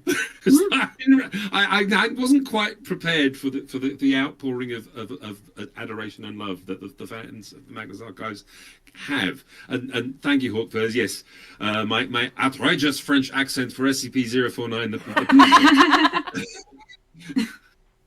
was a good fun one as well. But yeah, I mean, Simon certainly. I mean, he's just a delightfully wonderful character to play, and I loved him. And he seems like a lot of fun. Yeah, at script, and then working opposite Alex was just brilliant. I mean, Alex just did we had a great one-to-one in that whole scene. And then when I came back, 20 odd episodes later, that was great as well. And apparently, my one delivery of one word suddenly made history with bye. True. But so he's flying off in the air at the same time as saying bye. Of course, you're going to say He's Mary bye. Poppins. That's what he is. Yeah. He's like evil Mary Poppins. Everyone's delightful. Floaty little guy. So it was like, he was. I mean, I adore him as a character, and if they ever decide to somehow dig him out, whatever, again, then I'll happily play him again. But I've got loads of others to play, and yes, I mean, my entire I've got a whole bunch from the SCP archives as well. I mean, 049 was one, but I think SCP 3001, where I play. Oh, I can't remember his name now. Anyway, the Red Reality, where the poor chap is slowly dissolving over 5 years in a pocket dimension. That was a hard one. I actually recorded that between like 1 and 3 in the morning one night, because our house was about to be rebuilt, and I moved into the front bedroom, my studio, because my son had gone to the back, and cars were going past, and it's start again. It was really hard, but it came out in the production apparently really well. The guy's falling apart, and I was pretty much as well at the same time. So, but no, Magnus is great. So yeah, Anusia, you'll go. I was just gonna say I definitely had that with recording for Lucy for Dracula 2004. Because I was recording all of the scenes with Lucy getting gradually more unwell while I had an actual chest infection, and I was recording everything in the same 12 hours. So I got to the end and I was legitimately feeling a little delirious, and then was very, very ill. So for like 8 weeks. I understand that. There's a moment where I had to record. I had a voice, like my voice was gone for an entire week, and then I had to come back and voice a character that is a giant wolf that sounds like this. So I thought I could do it, but then I listened to the original recording of the giant wolf and then the new one, and I was like, that wolf is sick. The wolf has a cold, and unfortunately, it comes through in the episode. But yeah, sorry, go on, Anusia. No, there have absolutely been times where I'm like, Gwen has a cold today. Yes. There's nothing we can do about it. Gwen has congestion. Yes. That is just how it's happening. But yeah, for me it was a distinctly odd kind of journey because I started listening to Magnus in November 2020, so during lockdown. And because a friend had recommended it and said, hey, there's this horror podcast I think you'd like. And I said, I'm not really into horror, but I'll give it a listen just in case. Yeah, I know. And I realized that I was actually really into horror the entire time. Just the stuff that I was into, I didn't define as horror. I was like, I really like gothic stuff. Like, I really like Frankenstein and Dracula and that kind of thing. But I defined horror as kind of lots of blood and slasher films and stuff like that, which I wasn't as into. And jump scares, which I wasn't a fan of. So that kind of slow creeping dread that Magnus has, and the kind of anything that's like stories told around the fire, stories told through a tape, just anything that's a little bit creepy, I'm really, really into. And so I got really into it quite quickly. And then there was a point where I heard a name in the credits. I think as an editor, I can't quite remember, I heard the name Ian Hales, and I nearly fell off my bed in shock. I was like, wait, is that Ian who teaches me improv at drama school? Oh. And so I messaged him. I was like, Ian, I've just heard your name crop up in my favorite podcast that I'm listening to. Like, what's the deal there? And he was like, yeah, they're a lovely bunch of people. Like, everything is finished for Magnus now, but you should definitely reach out, and as your tutor, I will put my name to that. I will give you a reference, essentially. And so I did. I reached out and I said, hey, Ian's encouraged me to reach out, etc., etc. And I got put on the casting database. So when casting calls get sent out, they were being sent out to me. So I got one for one of the Neon Inkwell shows, and then I got one through for Protocol. This was a couple of years on. And just auditioned for... It was weird because Gwen didn't have a script to audition with. It was the script for Lena, but it had lines for Gwen in it. And I thought, well, I can use this. So I flipped it and said, here's some stuff that shows me as this character.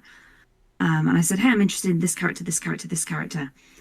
And then forgot about it because I thought, well, I really want to work with these guys, but there's no way on earth I'm getting any of these roles. It's just a kind of last minute, just throwing it out there, seeing if anything comes from it at all.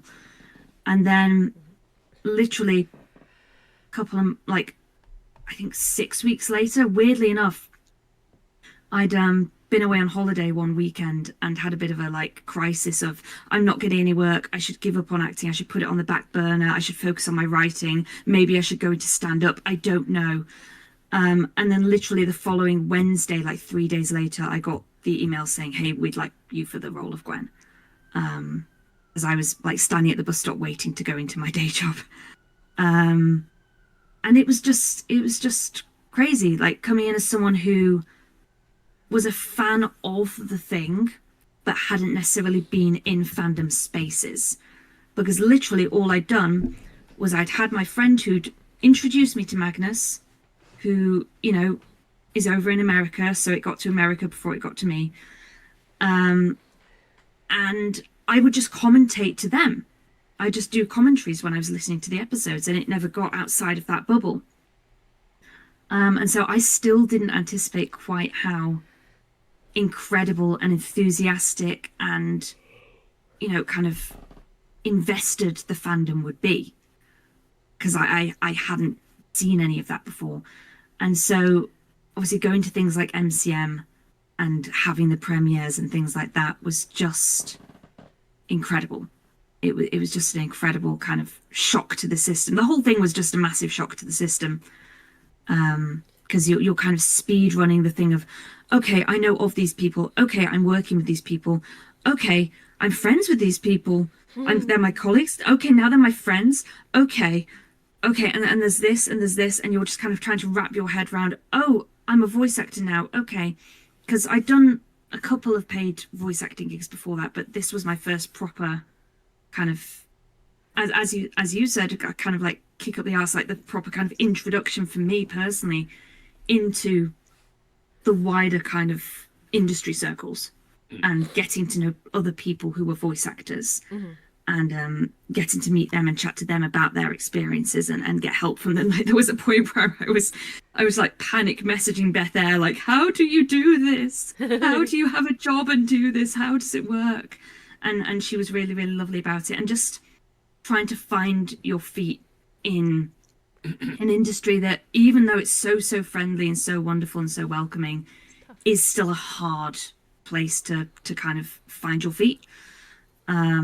So yeah, it was just an incredible journey, and I feel very, very lucky not only to have got very esteemed colleagues and amazing work out of it, but really lovely friends as well who've got my back. So yeah, it's just been, I literally have no idea when my life would be without. It sounds really trite, but I have no idea when my life would be without having been cast in Protocol. No, that's true. Like, I wouldn't have half the career I have. I wouldn't have half the friends I have. I wouldn't have met my other half. Like, so many things in my life would not have happened if it hadn't been for Jonathan Sims and his podcasts. And it's just exactly. It's just, yeah. I mean, same. I'd just like to confirm. Yes. Beth is adorable. Oh, Beth is a wonderful human. Yes. That's I awesome. still think Beth doesn't know how wonderful and amazing she is. I think very few wonderful and amazing people do. But yeah, Beth is lovely. That's awesome. I was honoured to be able to direct her in Ivory Towers, one of my 11th hour shows that she was in, and it was utterly delightful. I mean, I've loved her in Wooden Overcoats and everything since. Yes. But I've just started listening. Yeah. Because I saw the live show of Wooden Overcoats, and I was splitting my sides the entire time. It's been fabulous. amazing. And yeah, it's another lovely little thing from Magnus is my nephew came up to me last year or the year before and said, yeah, one of my friends at school said, yeah, I've just started listening to this show called The Magnus Argos, and there's this character called Simon Fairchild who's really cool. He said, yeah, that's my uncle. Yeah. It happens. Like, I'd be there with like the tote bag and people would be like, oh, I love that show, and I'd be like, I'm in that show. I'm just trying to buy a thing from a shop, but this is wonderful. Like if I remember when I was working at a zoo and people were coming in like Kickstarter merch, and I was like, hi, lovely to meet you. These are our butterflies. By the way, I play Gwen Bouchard. And it was just like, you see people just lose their minds, and it's like the connectivity there. Yeah. And the sense of community, even in those small moments, is really, really lovely. And not even as a, oh, hi, I'm this like big deal. It was never meant as that, but just as a, hi, you love this thing, I love this thing. I wouldn't be doing the thing unless I loved it. Exactly. And just that moment of, you're part of this circle, and it's just really nice. It's just really nice. And seeing that with all the events and stuff as well, it's just really lovely. I remember having that kind of moment when I first went to MCM and was on a panel, and just seeing like the queue just going and going and going, like snaking round and round and round. And I just looked out at this sea of people like dressed as Michael or Brecon and Hope or Martin, and just blue screening a little bit and going, oh wow, oh, there might be Gwen's there someday. That's oh, this is big. And I think even MCM didn't anticipate how big it was going to be as a thing. But like, yeah, it was just, yeah. I mean, basically what we're both saying to you guys is we love you. Yes. We really do. Absolutely. Because none of this happens without listeners. B, we do this because we love acting, but C, you guys are just fabulous, and the feedback and the love and the care. And I mean, when I was at the Sherlock and Co. Patrons get together last summer, we got there and we got to chat to all, and people were coming with like fan art stuff like this for characters in Sherlock, and some people came up with Simon the fan art for me at the Sherlock and Co gig, which was lovely. Yeah. Love that. I have a little box of things that Magnus fans have given me, like little notes, little handmade things, jewelry, all kinds of stuff. I've got a little handmade bonzo on my desk right now, and like I moved house recently, and you know there was this whole thing of, okay, what are the first things I want to take with me? That box was one of the first things I picked up, as these are some of my most precious things that I want to make sure I keep safe in this move. Like, it's just looking at that and seeing what it means to people. It's just, I don't know what better way to phrase this other than that it is life and career affirming. Like on those days when you wake up and go, why am I doing this? What's it for? Why am I getting out of bed in the morning? You look at stuff like that and it's like, because it matters to people. Because you're part of something bigger than you that is making a difference to people and might be getting them out of bed in the morning. Genuinely, yeah. And I think that really, really, it's so important. Like, stories are so important and storytelling is so important. Absolutely. And yeah. In a world that's so focused on so much rap and other stuff, the constant grind to just survive in the modern day universe. God knows if I was trying to grow up, I was Anusha's age or anything, you know, and I was starting my career the way I am now. I don't know how you guys do it. And yeah, being artists in any form to help shed some light, cast light and colours into people's lives is just, it's important stuff, basically. Yeah. Truly, yeah. And I just want to read some comments down here. They were talking about how disturbing your SCP was. Congratulations. That's what you want to hear. I know it was. Oh, and just to go back up, Wolfie said Simon is I my have been in favorite 32 of of them, by the way. What's I've that? been in 32 different SCPs, so. Oof. I need to listen to that then. The Simon is my favorite characters of all time, says Wolfie the Witch, and then Red Dead Zombie says what we all agree: Karim just plays a delightful gentleman who is innocent of all crimes. Yeah, he's just having fun. He doesn't do anything. Yeah. And Simon has never done anything wrong in his entire life from Spooky Specs. He's just a little guy. And Hawkfur says, Simon, was that for you, Karim? Because my intro to you as a VA was SCP-49 from the SCP archives. And your performance was so delightful, it got me to listen to Magnus Archives. So...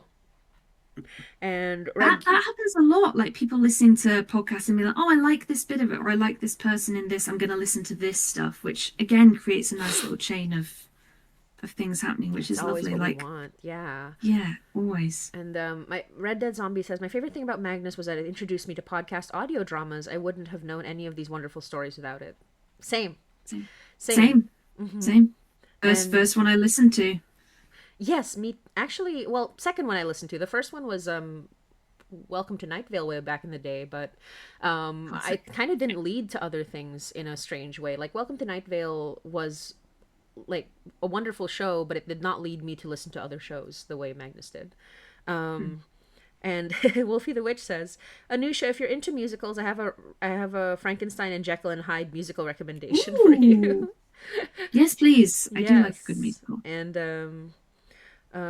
you never know, you're not going to land a role in anything by not trying out for it. That's very true. You just got to keep going. You got to like take all opportunities. Shaking hands with Anusha, our lives changed by Magnus via becoming a voice actor. True also. I think I made an OIAR letter bead clip for all the VAs and a kill all of them the characters clip for Johnny. Good. Kill all of them, Johnny. I keep getting like ominous little sound bites from Alex and April every so often. And I'm like, come on, guys. They're like, well, we got to keep you on your toes. You can't feel safe. You shouldn't feel safe. Yeah. The regarding kill all your characters. My nephew, who is 5 years old, regarding kill all your characters. My nephew, who is 5 years old, I was wearing a shirt with all the Hainai characters, and then he just started like poking at them and saying, kill, kill, kill, kill, kill. And I said, you mean I should just kill all my characters? And he's like, yes. And I'm like, okay, sure. Valid writing advice. Good job. Good job, small child. Yeah, my nephew. I mean, I have kill to do your everything darlings. for my nephew. Yeah, like my nephew's right. I have to do it. But yeah, I just wanted to say as well, similarly, listening to Magnus is what made me make Hainai, which is what let me make Dominus, which is what got me funded, blah, blah, blah. So it's like it's all connected. With Magnus, we were very open. I was saying like, this was inspired by Magnus Archives, but it's completely different. It's so completely different. And everyone would agree that there are shows that get accused of being like Magnus likes, whereas my show that is explicitly inspired by the Magnus Archives never gets accused of that, because there's a certain thing about it that is not in Magnus at all which is, so if you ever make a show, just know that you can be inspired by something and even put in your marketing, but, if it's an original 100%. idea, people will love the originality of it, and you always have something in you that is original. So, lock on to that and kind of like ride the wave, And the fact that it's you writing it will always make it different from the thing that you're inspired by, because you can never absolutely imitate anything Exactly. that isn't you. Exactly. Yes. But yeah, I feel like almost you being honest about that, what was the better thing. I think so as well. Yeah. I genuinely do, because so many I've seen so many projects where it clearly is like, even getting to the point of like taking stuff directly from Magnus I know. and not declaring it, and it's like, be careful there, buddy. Yeah, be careful. Oh no. Be careful. But like, I feel like stating it is something that will capture the attention of people who are interested in Magnus or who are Magnus fans. But also you're like, hey, but I'm acknowledging that, and I'm doing something new with it. Like, Absolutely. it's good to acknowledge inspiration, I think, definitely. Yeah, and it's also just getting into the weeds a little bit. It's like a marketing tactic as well. Like, you have to be able to tell people what absolutely. is the show about, because they have listened to those shows but not yours. So you have to be very, very quickly say like, oh, what if the Magnus Archives, but it's Philippine mythology. And that's quick. That's like, okay, people get what I am. People quick, get what it's this snappy. is.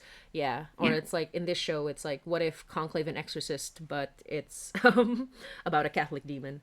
Like, it's just a quick, snappy thing. You shouldn't be ashamed of that. I think you should be very open about it, because the people who like those things will come over, and rising tides lift all ships. So I don't think Magnus would be particularly mad about having another podcast say that they were inspired, and then kind of having it go, like having those listeners then go on to listen to Magnus. That's not. And it helps, it helps you get the feel of what it is you're looking at. Like, I've seen like casting call outs for shows where it's like, oh, it's a bit like this, it's inspired by this, it's inspired by this. Like, if you like this type of video game, you'll like this. And I'm like, cool, I now have an image of what this world is that you're trying to create. Cool, that's added flavor to it. I kind of understand it a little bit more. Like, the fact that you're saying it's inspired by Bloodborne gives me far more than if you don't say that, for instance. So often it can be really, really helpful for actors as well, because it gives a better approximation of what kind of genre and what kind of world you're playing in. Absolutely. I've personally found that anyway. Yes, absolutely. And says here, Red Dead Zombie says, I believe Anusia mentioned Silk Verses on Tumblr, and that's my second favorite podcast, Religious Horror. Silk Verses is the religious horror podcast. We're a Catholic horror podcast, I still but Silk haven't Verses listened is to about it properly. religion and gods, and I do love that. There's Old Gods of Appalachia as well, and ironically, High Night is also a gods podcast, but you don't hear that until like halfway through the show. Lots of religious horror. That's pretty fun. There's something fun about the cosmic godly. I mean, Magnus is technically a gods podcast, but the gods are the fears. Yeah, It's always fun. yeah. How far does it go before it's like the kind of cosmic eldritch side of thing versus the religious horror kind of side of things? Speaking of gods podcast, me and Karim, I don't know if you were in an episode, Anusia, but we were in Hollywoods. Hello from the Hollywood. Hollywoods. Hollywoods. Hello from Hollywood. Hollywoods. Hello from Hollywood. Hello from the Hollywoods by William Wellman, the wonderful William I've been Wellman. meaning to listen. Just some fantastic stuff. And me and Karim were both guests on the same episode. We were talking to each other. We never met at that point. Me and Karim had not met at that point, but then I listened to the episode and we were like conversing directly to each other in that episode, and I was like, wait a minute. Oh, that's so delightful. That's sweet. Karim was I was playing actually it's kind of almost Olu and Friedrich in a weird way. That intro was like Karim being like, oh, what's going on, blah blah blah, and my character being like, it's fine, chill out, calm down. It's very Weirdly enough, inspired. we mentioned Hollow Disciple earlier. My friend Lou Sutcliffe, because I was staying with Lou at the time while I was doing some work, and we had a really weird conversation in the kitchen where we were like, "Oh, I've just been recording for this thing. Oh, cool. I've got a thing that I've just been cast in. Okay, yeah, I'm conducting this interview. Oh, wait, I'm being interviewed by. Wait a second, and we realized we were two halves of the same conversation in the same scene." And that's happened a couple of times. It's like if I had $1 for every time that's happened, it would be at least 3 or 4 at this point. And I love it when those moments happen. It's really, really nice. I didn't realise Hollow Disciples from the same guys who did Wake of Corrosion. Yes. Wake of Corrosion, exactly. Yeah. A whole string of shows I need to listen to then. Right. Yeah, so many. There are So many shows that my friends are in. Yeah, I mean, Yes. I love audio drama. I don't get to listen to it that often. So when people ask me, like, give me recommendations, I'm always like, well, the things my friends made or the things that people I respect made. I haven't necessarily listened to it, but I think you'll like it. And they're like, we loved it. And I was like, good. I didn't listen to it, so I could have gone either way. But I trust them. You know, it's a matter of trusting the people who created it and wanting them to succeed. And the only shows I have actually listened to, I've listened to a couple of episodes of Old Gods of Appalachia. I've listened to a couple of episodes of Hallowoods, but hardly more than like 2 to 4 episodes of each. The shows I've actually fully listened to are Magnus and Protocol.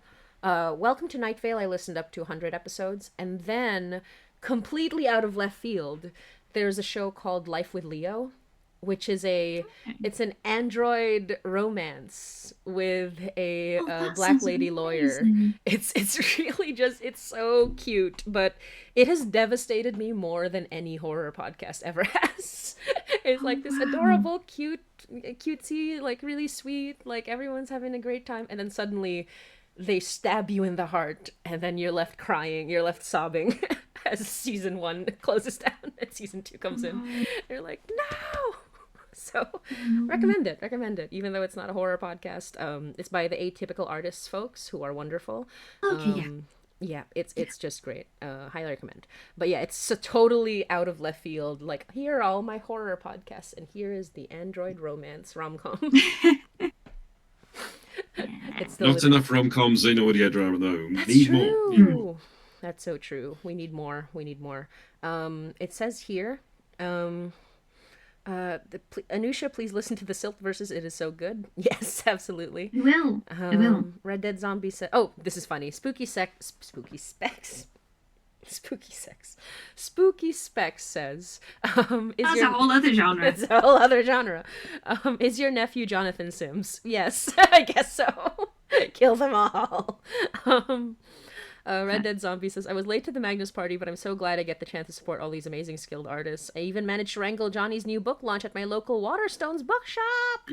Oh, I need to pre-order. I have this. Guess what? I haven't read it yet. It's his first one, the 13 Stories. I have it, but I've been so bad at reading. I still haven't read it. Maybe one day. The first play I ever co-wrote was quite heavily inspired by 13 Stories. Oh, amazing. Oh my gosh. I love a good... excellent, and I enjoyed it a lot. Hell yeah, I'm gonna give it a read properly. I adore the Silk Verses, very good religious horror. Hainai is on my list, I just gotta be free from college, I fear. Wolfie! I'm very excited. No, please enjoy whenever you want to. Hello from the Hallowoods is also one of my absolute favorites. I always read season 1 Archivist as a lapsed Catholic. When he asked Jude about having a god, I almost had a heart attack. You know, I think I'm starting to realize why people love Frederick so much. I think because he's just season 1 Jonathan Sims, and I never made the connection. It was not on purpose. I'm just starting to realize this. I'm like, oh no, I've written a Johnny Sims like.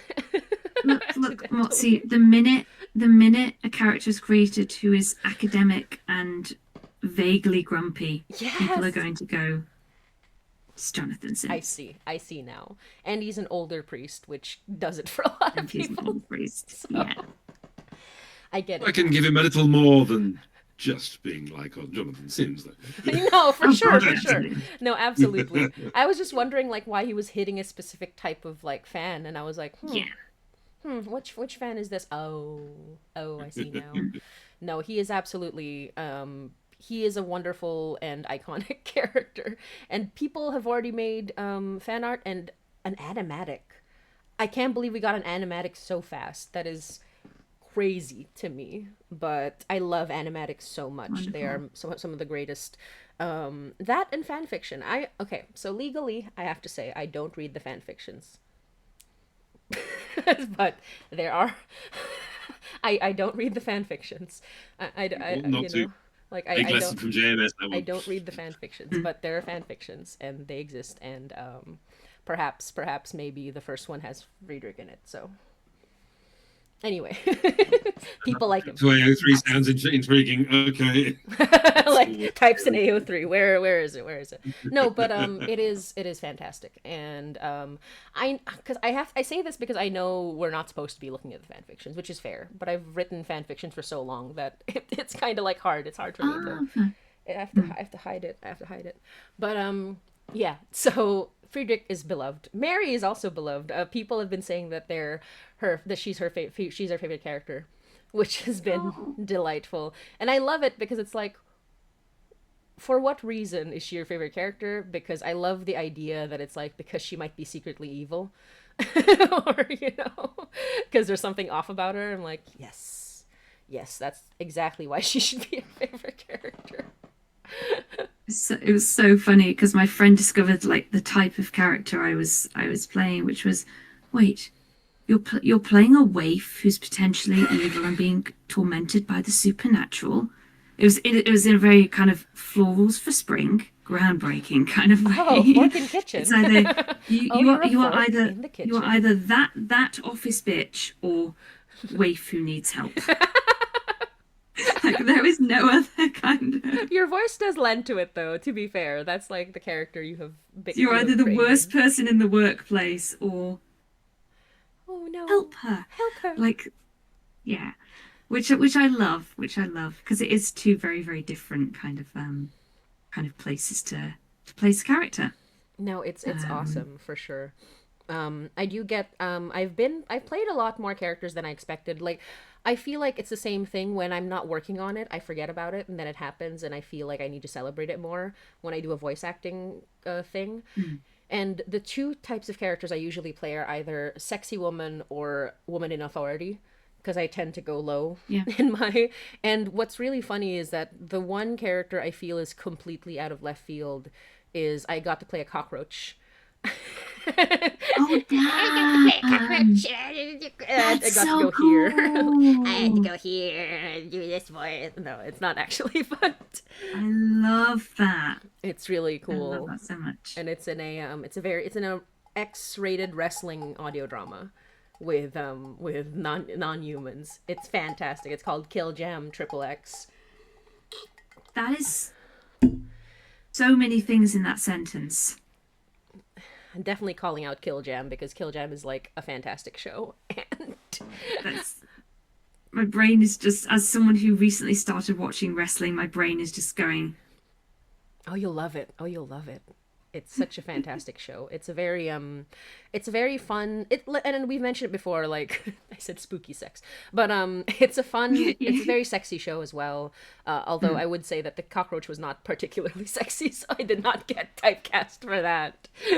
She was just trying to bite heads off, which might do it for someone, but not necessarily. Some people are, yeah. Some people might like it.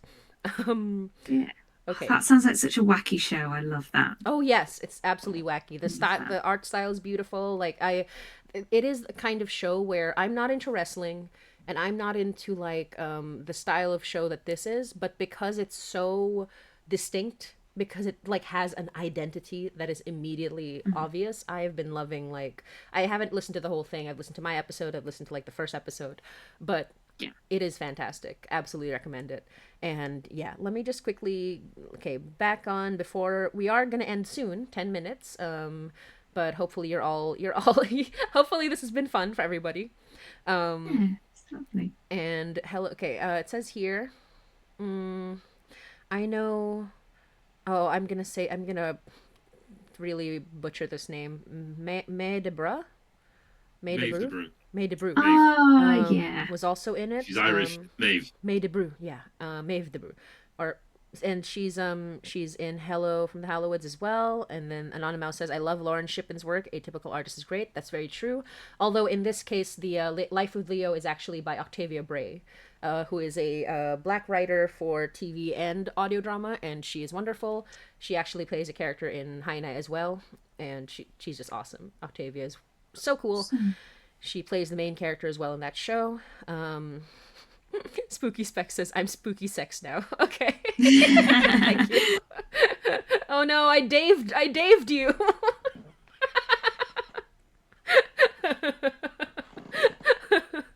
But I do, for those who missed the context of that, someone called Karim Dave for some reason. Because Dave is so close to Karim. Yeah, I feel like someone just straight up gave up. I don't know. And yeah. and then any grumpy mean character does mean it makes it funnier to see him get beaten by the narrative. That's true. That is true. It is more fun to have a character who is likable in a specific way or not likable. And I think Frederick has both. Frederick has both elements to him that I do enjoy.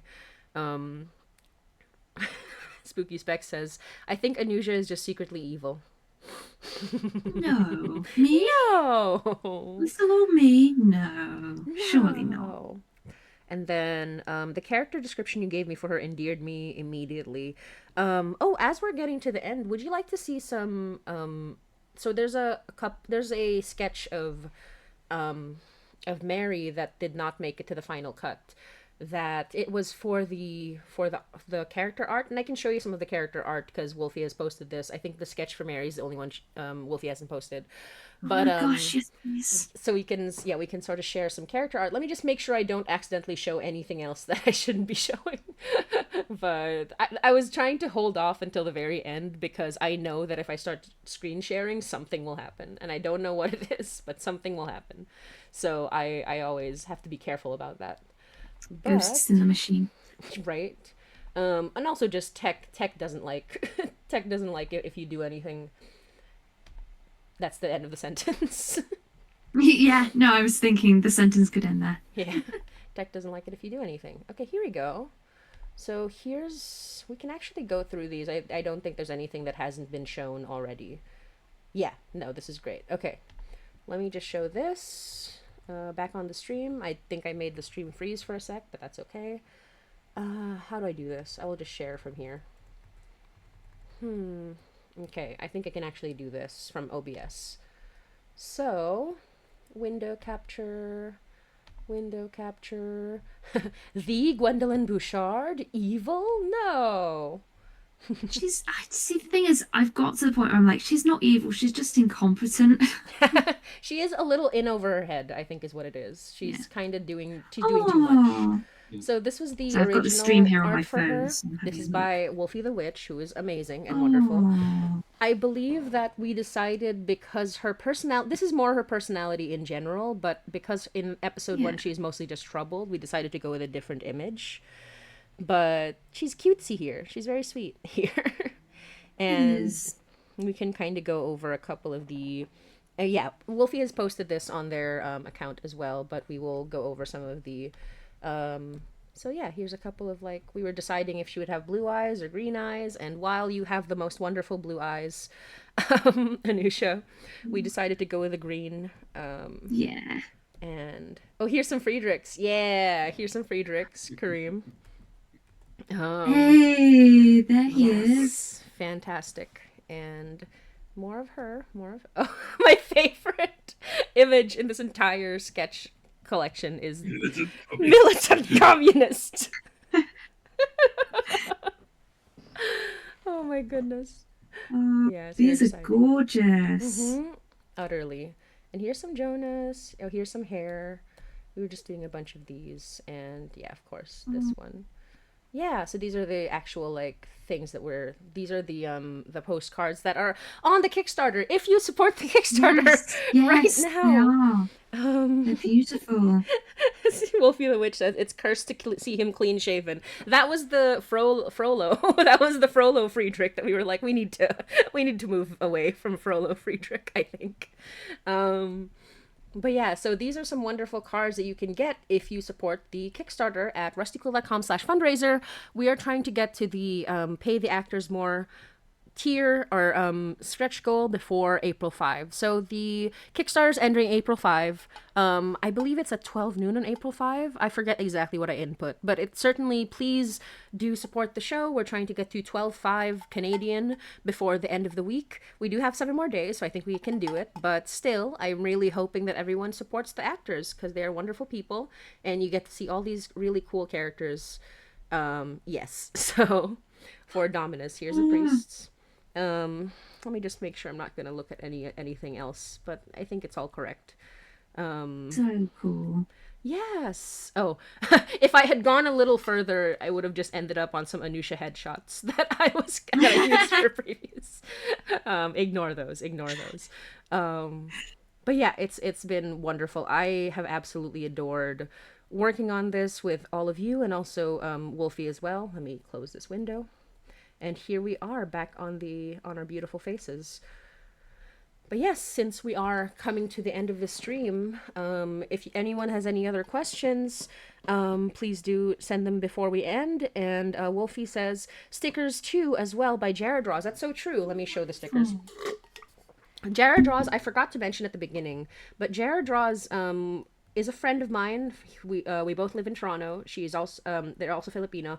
And the thing is, with Jared Draws, they were like, we're most well known for their work on the Conclave visual novel. So both artists are Conclave artists, and it has been I thought that they would, it was less that, I thought you should, I know their art is wonderful, but I was also like, I think you'd have fun doing this given your past work, given the fact that you absolutely love doing this sort of thing. I think that you'd enjoy doing this. And yeah, I was hopefully right. I think Jared Draws had a good time, and it seems like Wolfie may have had a good time also. And here, sorry, I have just so many files. Let me just bring up the stickers, and then we will read the last questions, and then we'll be done. Here we go. Just switching over. This has been a joy. Oops, I am frozen on a really funny image, but that's fine. Everyone else looks really a little nice. bit, yeah. I can see it. Everyone looks nice. I don't, but that's fine. Okay, window capture. Here we go. That's okay. Habema's exorcism. Okay, here. Dominus sticker sheet. There's the sticker sheet. Ah, so adorable. Oh yes, it's really quite absolutely. Good. There we go. We can see. So wonderful. Look at Mary looks so sad, and Frederick looks like Frederick. Look at that. And this one was really fun because, so we have the Enting, which is a Filipino amulet that Jonas has, which is going to be fun. You're going to maybe hear about it. The Enting doesn't actually look like this because we designed it so that it's the 3 priests with Mary on top, looking like an angel. Oh. Yeah. The eye is always part of the amulet, though. So, maybe you have hints, maybe you have clues if you see the details here. And then this one is the deer head. So again, spoilers for the first episode, but there is a deer that is like mostly beheaded, and we were like, should we put just a straight up gory deer head in the sticker sheet? And we're like, no, let's do something less horrifying. So we ended up with just a deer skull, but still a little bloody, still a little horrifying. So yeah, this is the sticker sheet, and if anyone wants that, you can get it for one of the tiers on the Kickstarter. Some of the comments here says, Mary and Frederick, my love. And then it says here, Wolfie the Witch says, they're so cute. And okay, Father Jonas, my goat, also my goat. Right, okay, last question before we say goodbye, because we are on 3 minutes left. Let me just close this up. The last question from Red Dead Zombie says, if your character was an animal based on personality or vibes, what would they be? So I think regarding Dominus characters, what animal would your characters be? I think they're planning a furry fan art of some kind, if my guess is. Weirdly enough, I do think maybe a deer. Yeah, oh my gosh, yeah, no, Mary would absolutely be the deer. She would be a little doe. Yeah. Mm-hmm. So far, I'd say probably an owl for Frederick. Oh, that's Ooh, yeah. true. That's so true. One of like the skinny tall owls, like the one of the, yeah, Mm. because Not one of the really big face ones. yeah, That's one. yeah, that's Yeah. true. Oh my gosh, what would so I play Fetus and I play the demon. What would the demon the demon be? Demon would be the deer from the ritual. That's what the demon would be. That's the animal the demon would be. The one with that's made of bodies. The deer made of bodies from the ritual. Um but The demon acts like my cat, says Wolfie. the demon acts like my cat, you know? Maybe it is a cat. Maybe secretly. No, you know what it is? Mary was in that room praying, and the cat just walks in and starts like praying with her in that voice. That would also This is the be thing about cats. You know, they've never got over the fact that they were once worshipped as gods and wondering why people aren't quite the same anyway anymore. Mm. That's exactly right. That's exactly right. Yeah. Oddly enough, Karim voiced Owl in a Winnie the Pooh podcast. What? Karim? I did. Oh, Yes. that's wonderful. Oh, that's so awesome. Who played Winnie? Who played what's Edward Bear? Is his Ash. real name? Ash from Oblivion. That's amazing. It was trying to remember what's it called. Silly Old Bear. So if you look up Silly Old Bear, Silly that's the old show. bear. Oh, I'm gonna go find that. Oh, Someone well, needs to send that's that to love. what's his name? To the voice actor from the Disney show, who loves hearing about Winnie the Pooh. It was one of those. Winnie the Pooh became public domain, and so Yes, it is, Alex. you had to be very careful what you did do. Yeah, no red shirt, but other than that, you can. Yeah. Yeah. And his name is Edward Bear. Is that right? Like, isn't that his actual name, Edward Bear?